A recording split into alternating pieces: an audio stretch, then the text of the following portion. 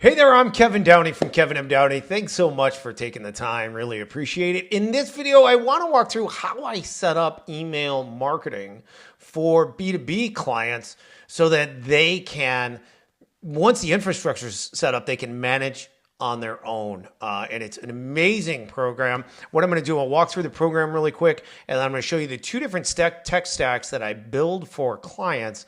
And then we're going to show one in action and give you an idea of how that works. So first and foremost, our website, if you're not familiar, kevinmdowney.com.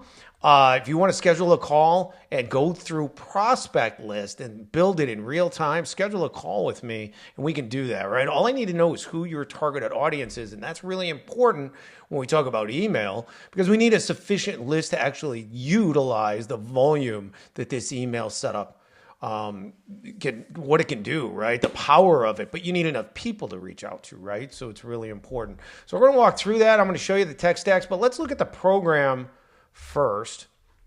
Okay. Lead machine email marketing setup program. Remember, we've been around for 10 years. I was doing email for 8 years for clients, setting up and managing, sold that book of business to a client. And as part of the deal, I can actually still do consulting and set up on email and kind of work with clients to manage on their own. What I can't do is manage client campaigns for them on an ongoing basis, right? That's part of the deal. Got to keep my word, very important.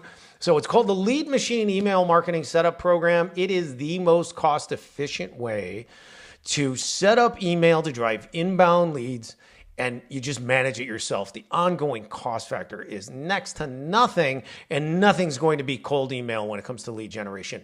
No rep. I don't care what industry you're in, who you are, what you tell me. No rep will ever compete with email on a dollar for dollar basis. And the reason why so many companies struggle with email is because they have the wrong infrastructure set up. They can't send the volume, but they also send the wrong kinds of emails, right? That's one thing that's really, really important to understand. So this program, it's a setup program. You pay one-time fee. We split it up into two payments, $2,800 up front, $2,800 on the back end, right? And then your ongoing infrastructure costs that you pay directly are next to nothing. You're looking at $2.25 to $5.25 a month, depending on the email infrastructure. One is more of a brute force tactic, and the other one's more of a long-term setup play. Okay, but you're looking at a turnkey email setup that gives you the ability to send 6,000 emails a day. You can actually layer that and do as many as you want. When I was managing clients, had one client we were doing at one time at their peak, 36,000 cold emails a day. Over 7 years, I generated over 10,000 leads for them. Complete email infrastructure setup, domains, DNS settings, email addresses, email API, or server, campaign management system, set everything up, get it going, turn it on. Up to 50,000 contacts with verified email addresses. So I'll build your custom list and put it into your campaign for you, right? Handle all the email copywriting. We can take a look at that really quick. And then unlimited support for 90 days. It doesn't take that long. When I show you how simple it is, once it's set up to manage email, you're going to be like, well, there's nothing to it. All you have to do is show me that once, record a video, and I'll never need you again. That's pretty much the truth. All the difficulty in email is the setup. Most of the challenge for B2B companies is they don't have the tech stack because they don't have anybody in their company that knows what they don't know. People don't know what they don't know.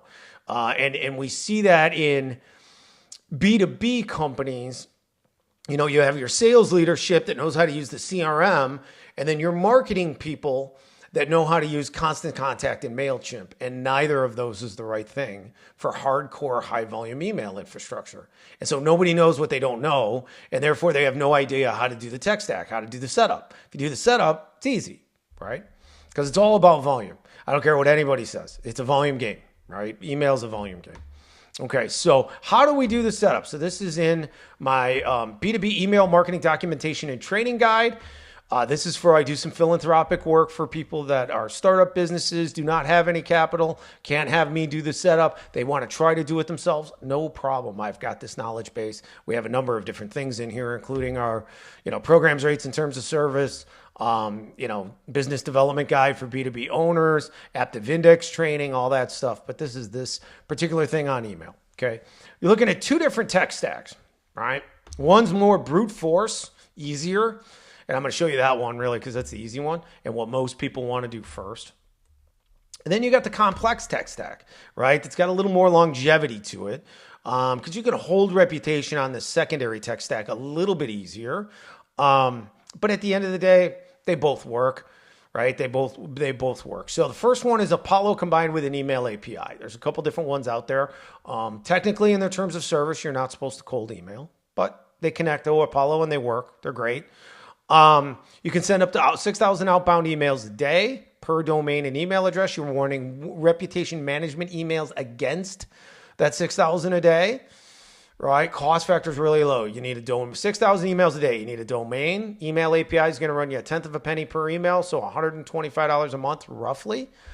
$99 a month in the campaign management system. And then if you're on Apollo, obviously, you've got the data, and it costs, technically, it's 2.5 cents a piece, roughly. It's a little bit cheaper in the credits you get on the front end, but then when you have to add them, and I give you 50,000 as part of the program, but you're going to have to buy more data to be able to, get to, let's say, your full list. We'll look at that in a second. You're looking at about 2.5 cents a piece.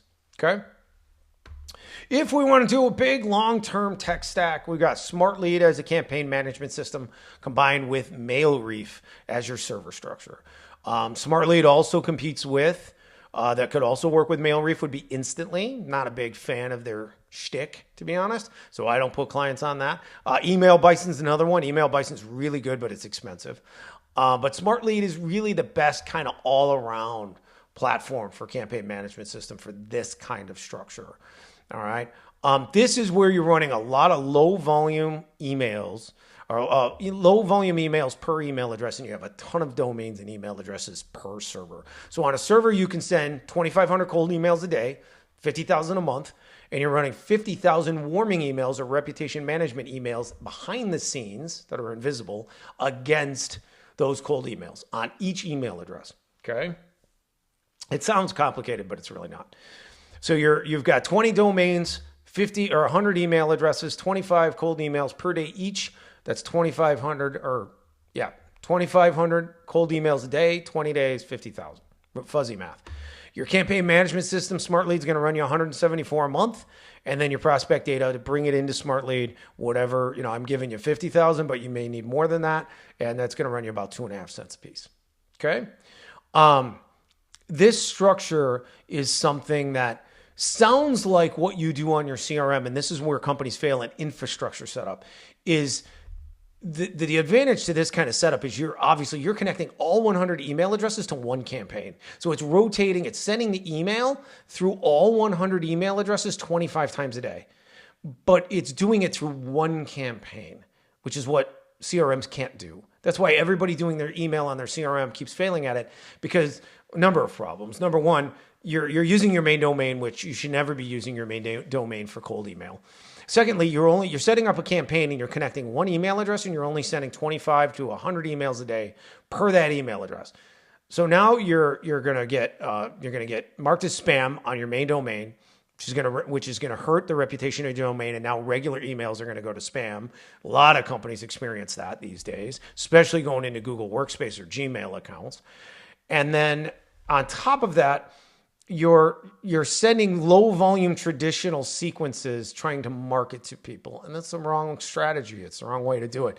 So you don't get response, and therefore you're hurting the infrastructure even worse and ruining your main domain and your main email address. You just can't do that. You've got to have the right infrastructure and the right copy philosophy in what we're trying to do with cold email. What are we trying to achieve? We're trying to find a decision maker with a pain point, and we want replies because we want the best engagement we can get for the health of our infrastructure. And that's going to be replies, not clicks. Okay.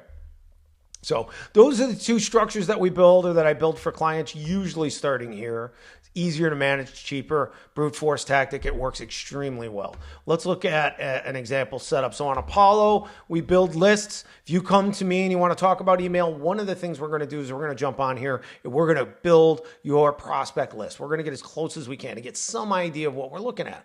For example, in this list, we're looking at all owners that are funded between 1 and 5,000 employees. Right? All owners. Okay.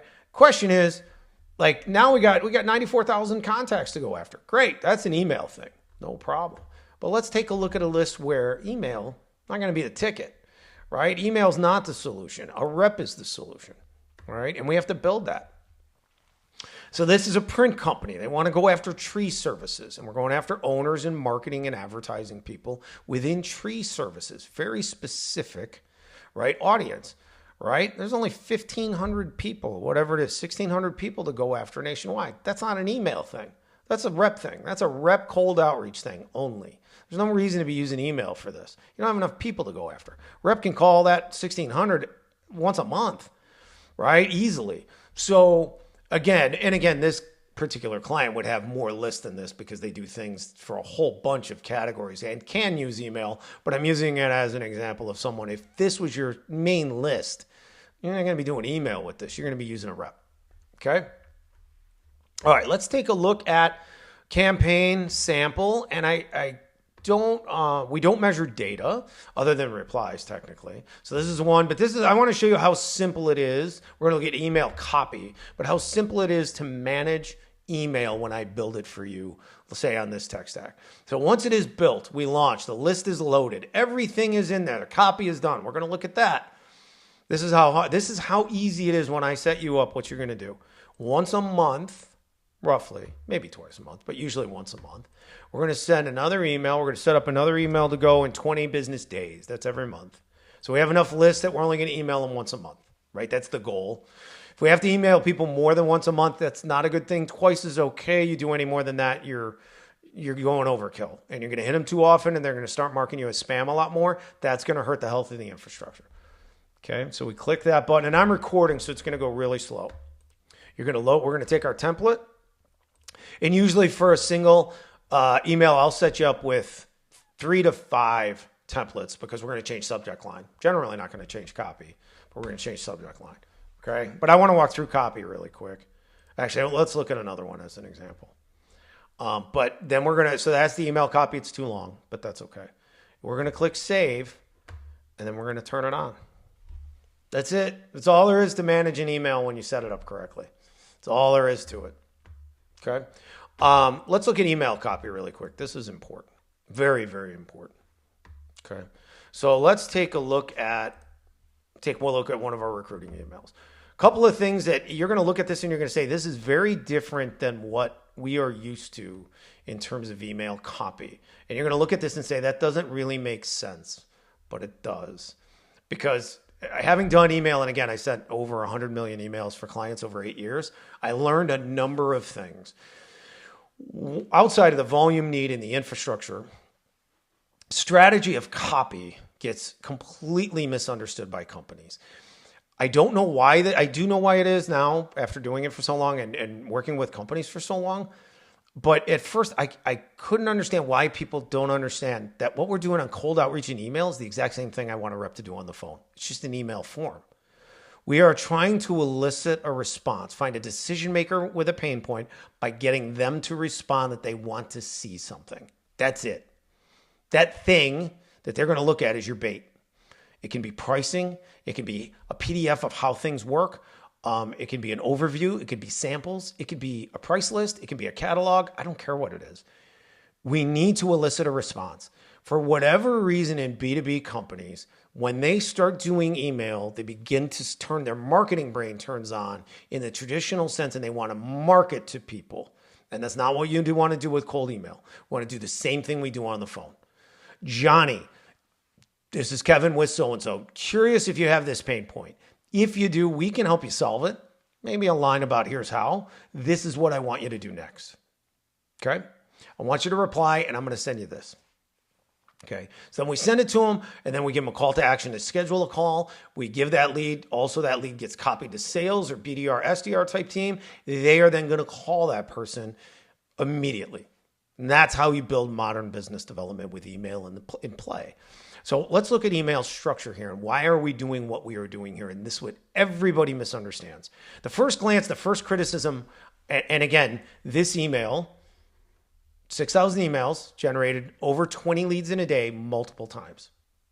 That's really good because the cost factor for that is like $10, right? Once the setup is done, cost factor for this email on 6,000, $11 or something like that for the day, generated over 20 leads on multiple days. It does. Some days, maybe only 5, but on multiple days, it's done over 20.